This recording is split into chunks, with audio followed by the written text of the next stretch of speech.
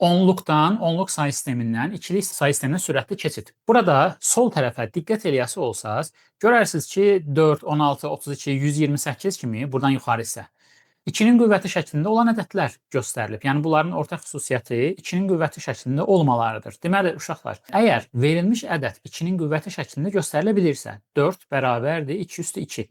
Onu ikilik sayı sistemində çox asanlıqla yazmaq olur. Necə yazırıq? Bir yanına 2 0.